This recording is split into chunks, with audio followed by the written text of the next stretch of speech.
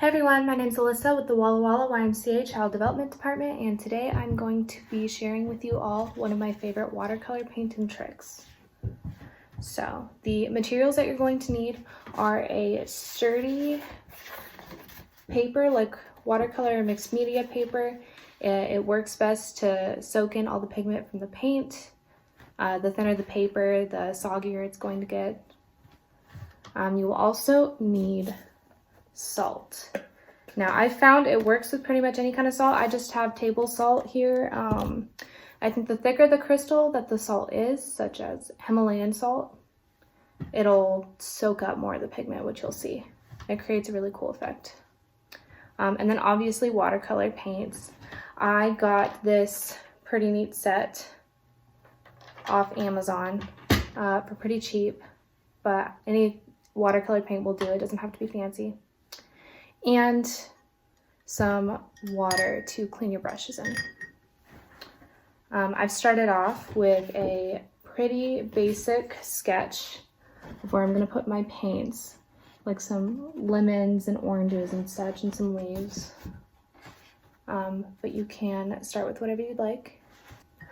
Alright, the first thing we're going to do is choose a color to be our base layer. I am thinking a nice green to start with for my little citrus fruits. So let's mix some of these colors till I get the green that I'm looking for.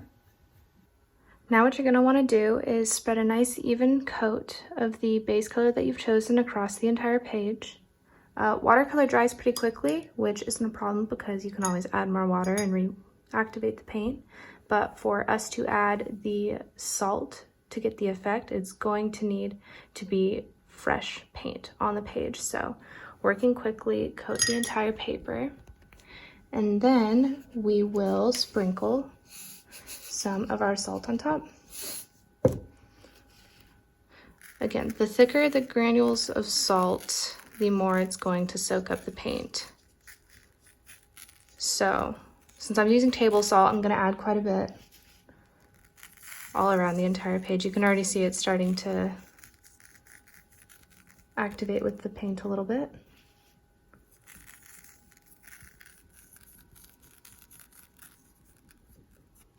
And you're going to want to wait about 5 minutes, depending on how much paint you have on your page, maybe even less. After it's finished fully drying, it should look similar to this. You want to wait until all the paint is dry and then scrape off all the salt, and it creates this cool almost water effect. From here, I'm going to add some of the colors in my oranges and my lemons over top of my base coat. And after that, I'm going to do another salt layer on my new paint.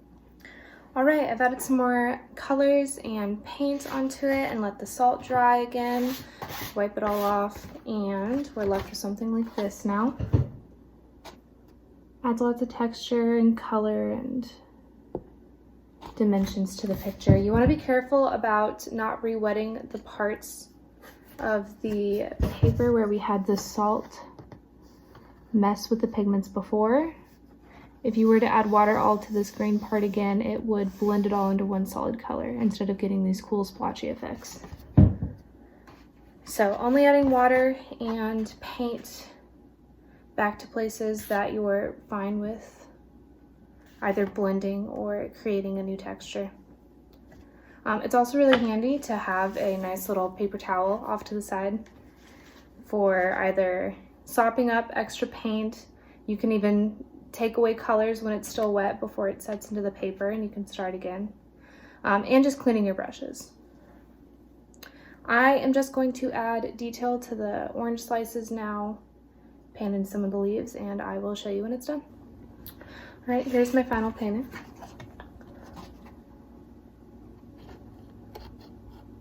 The salt trick just adds so much detail and layers to a picture. I think it's so cool.